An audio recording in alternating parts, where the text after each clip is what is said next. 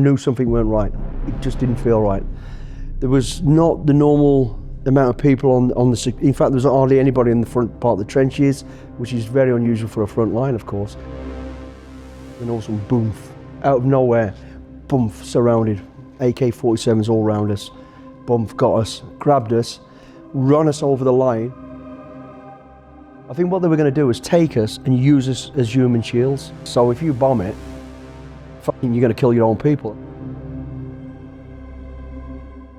Looking back on it, it was just horrible. The whole scenario, when I look back on it, was one of the worst times of my life, to be honest.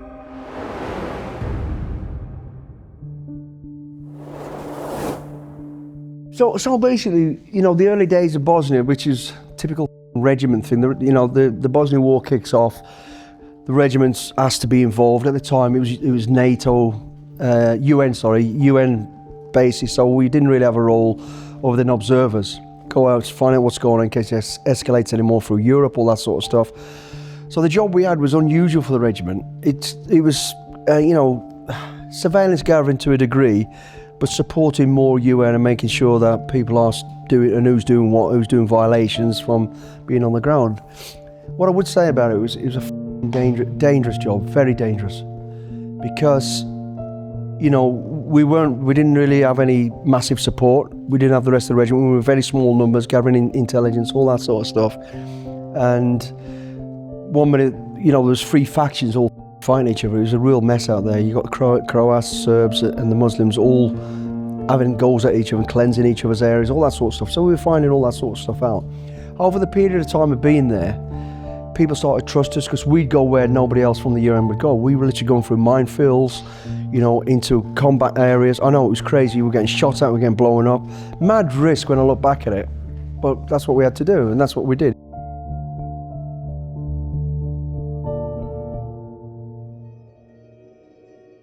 It was towards the end of the conflict in Bosnia where the role was going to change. You know, he was going to switch from UN to I4, which is more of an aggressive role, and basically, you know, the international force saying, "You're done with this now. We're fucking stopping it. You know, it's got to be sorted out."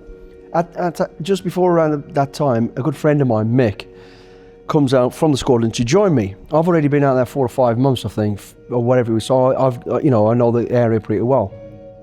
So Mick comes out to join us, and we had the ID cards, which are kind of fake ID cards at the time. I don't know whether we were given them or we made them. I don't really know.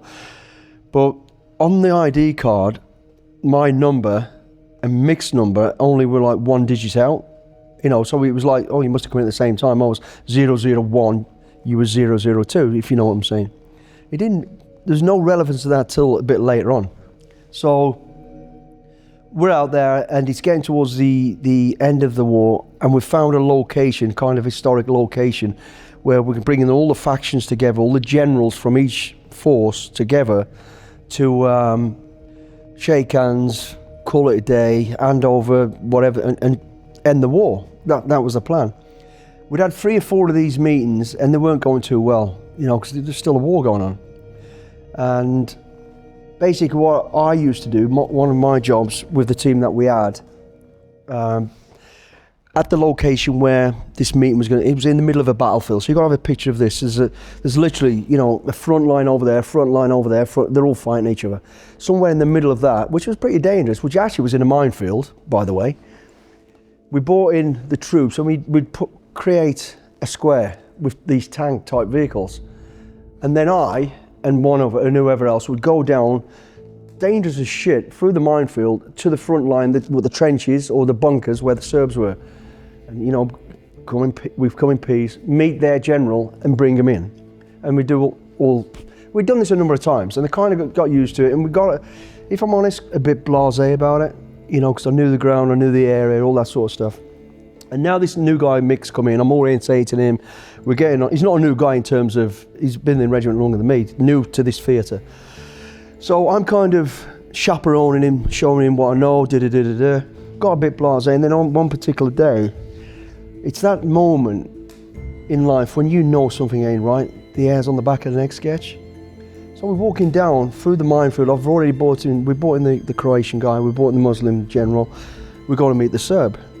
And They were always the more aggressive and but professional, you know, the real hardline people.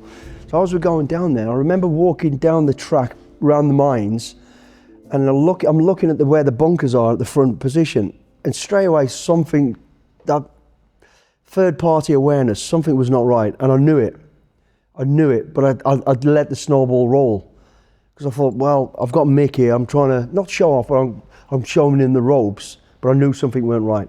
It just didn't feel right. There was not the normal amount of people on the, in fact, there was hardly anybody in the front part of the trenches, which is very unusual for a front line, of course. And as I got a bit closer, I thought, we'll go a bit nearer.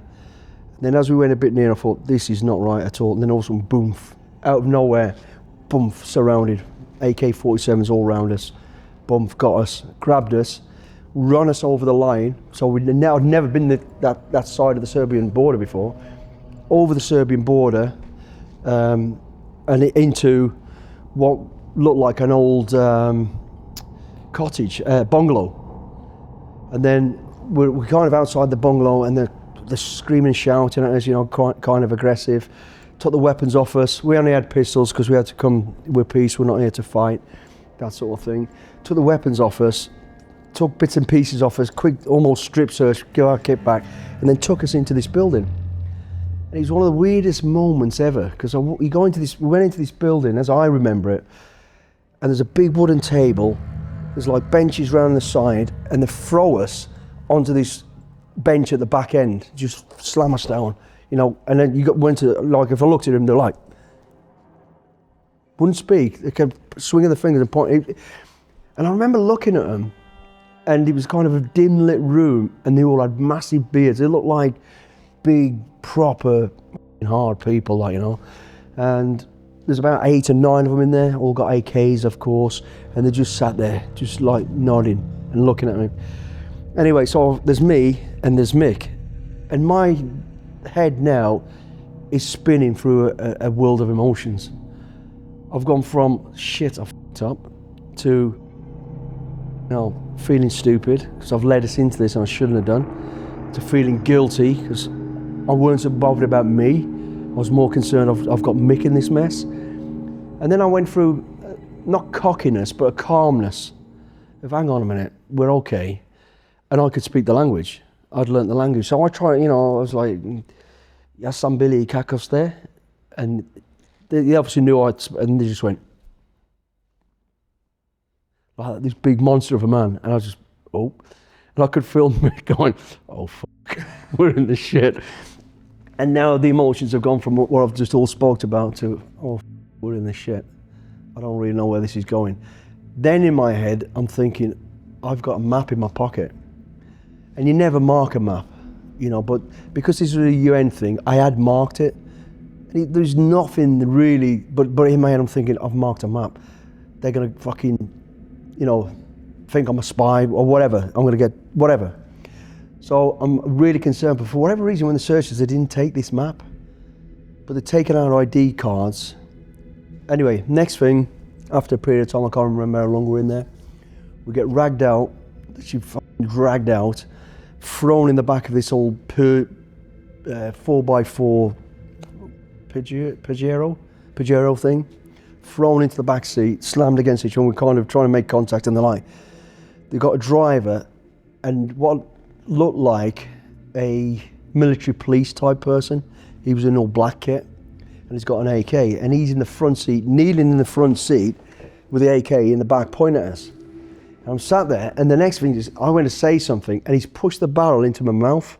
So I'm sat with the barrel in my mouth like this. Mick sat next to me and we're driving out and going somewhere. I don't know where we're going. Kind of at speed as well, over these bumpy tracks. And I'm thinking, that AK's in my mouth, his finger's on the trigger, but then after about a minute or two, he takes the safety catch off and cocks it. And I'm like, shit. And we're bouncing, he's got his finger on the trigger, and I think any minute now, this is it. And off we go, you know, and we're going up the road, but as I've got this AK in my mouth, I'm still doing my surveillance. I'm like looking and I can see there's tanks parked next to that, and I'm trying to, in my head, work out on the map where we're going. And we've never been this side of the border, but I've got an idea where we're going. We're heading towards a town called Prijedor. I knew that, and I was like, okay, yeah, okay, I've got that. There's tanks over there. I'm thinking about the plan I'm going to brief when I get back instead of really what's going on. And it was kind of swaying every now and again back to this weapon's in my mouth. Then I went through a phase of, if he breaks my teeth, I'm going to kill him. It was just surreal moments. They took us into this compound where this building was, and the next one we're in a couple of porter cabins, like police porter cabins. And it was all kind of civil then. They never really beat us anything, but they're quite aggressive with us. And then we sat in almost, you could, like the entrance area, the reception area if you like, on this bench, not allowed to talk. And then one at a time we're getting dragged into this room. And there's two guys, one behind a desk, very stern looking, very aggressive. One guy behind the desk just staring, not saying a word, just staring me out. And then the other guy in perfect English going, "Who are you?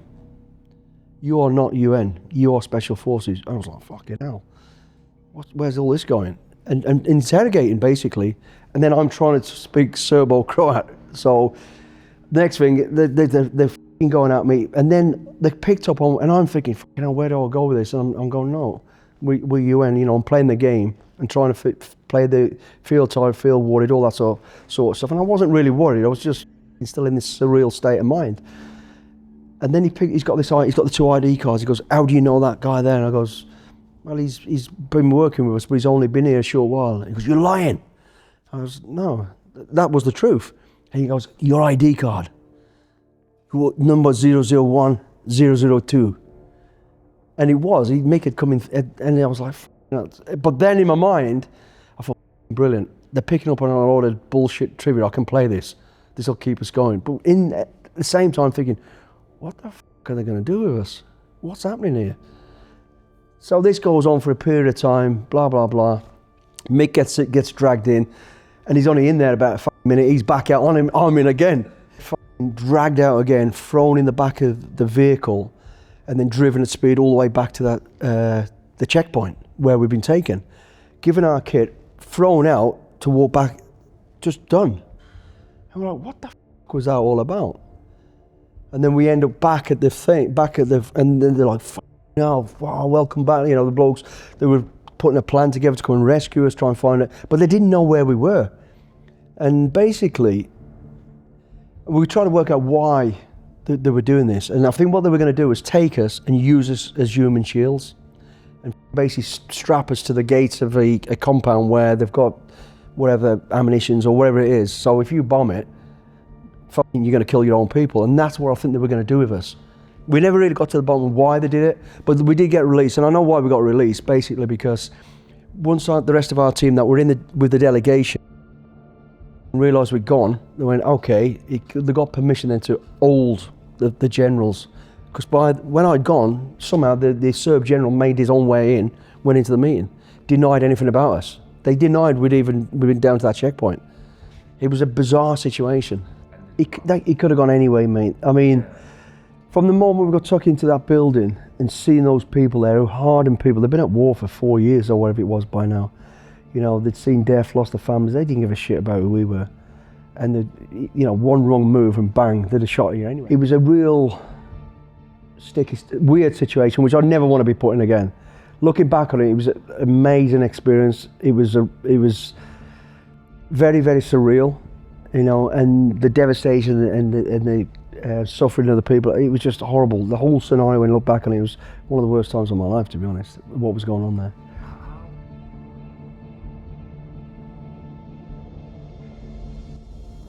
I weren't there for the kids as they were growing up because I was, and you know, 90% it was not my fault, it was the work I was doing. There were times I could have probably made a bit more effort, you know, because an operation would be going on and I'd volunteer for it like a lot of people do. You didn't have to, you could have had a bit more time. I wish now I hadn't have done that, but that's what I did. And then you find, like, I left the military, I've got a half decent job, I was earning money like nothing like you earn in the military because the money in the military is terrible. I was earning a decent wage and I was trying to always give them money and buy things from them and to gain their love, and I realised that's not, they don't want me to buy their love, they want me to spend time with them and talk to them about what I have done, where I've been, like the time I missed out with my parents. And I remember, You know, I've already told you about this. The reason I wrote a book was my being out one night with my middle daughter from my first marriage. She's waiting downtown while I'm there with all my mates, regiment blokes, lads having a drink and stuff, as you do. Blokes just tell stories, don't they? She comes to pick me up and she's like, are you ready to leave now? Yeah, I'm ready to leave. 2 hours later, we're still there drinking. I'm having one for the road, as I do. And she's waiting and I'm thinking, oh, she's going to be peed off. We get in the car, we're driving home, she's crying. And I went, look, I'm sorry. I don't see the lads that often. I didn't mean to keep you out this late. And she says, no, I don't care you kept me out, Dad. She says, I've just realised how much we don't know you. And I sobered up like that and broke my heart. I went, what? She goes, I've just stood there for 2 hours and listened to all your mates tell stories about you or with you, and we know nothing about any of that. Not one thing. And it really sobbed me, and I thought, Jesus Christ. So I do try to tell them. I made the effort to tell them, and I thought, I wrote my memoirs, and I thought, that's why I wrote the book. I thought, fuck it. I'd already told them, but then I wrote it down as well. So, yeah, that was tough. But then you realise, no, that's the same with, you know, I didn't make the effort with Mum and Dad, and yeah. Is there any regrets with it? With not telling them and and not being around more. Yeah, there is, but I can't change it. It is what it is now. You know, I've got to accept it. I've got to own that. I've got to always carry that burden, that pain, which it is. It's sad sometimes. You know, I missed their, probably like I missed them in their sports school day, their pantomime, their plays. I missed all of that stuff. I never seen any of that. You know. Do you think it's hard to break the patterns of our parents? You know, similar situation to what you don't. I guess subconsciously you are replicating what they do because it's in your DNA, and maybe that you just don't think about it. You know, I was too busy living the selfish life of being this SAS soldier who wants to do. You think you're out there doing great things, and you are for the greater good, but you need to be doing things for what is more important, your own family close to you. And I think I neglected that bit of it, you know. But I think it inherited a bit of it, I guess. You know, not to blame. The only person to blame is me, you know, because I had a choice. I could have been a bit smarter about it and went. But you don't realise how important time is.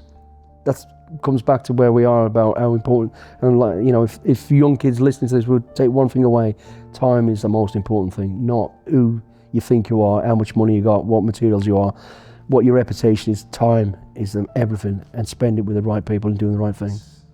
It's unbelievable. Yeah. So that's what it was. I didn't realise what I know now, that sketch, you know, how important this would be. And you always think, oh, the kids are always going to be small, and they ain't. You know, you come home and all of a sudden they're leaving school, and you're like, what happened there? And I feel guilty for that, I could have been there more. You know, and it's just, that is the lifestyle of the regiment, and it's easy to use that as an excuse, but I had a choice, and I probably chose the wrong one with that. Thank you for watching today's documentary. It was sponsored by Huel, a quick, affordable, nutritionally complete source of food that has everything that your body needs. The Mulligan brothers have been using it for the past few years. As we travel around the world to make these documentaries, we use these to make sure that we get enough nutrients, protein, and source of energy whilst we host the show and make the documentaries. So if you want to find out more, head to the link in the description to find more of their products. Thank you, Huel, for sponsoring the documentaries.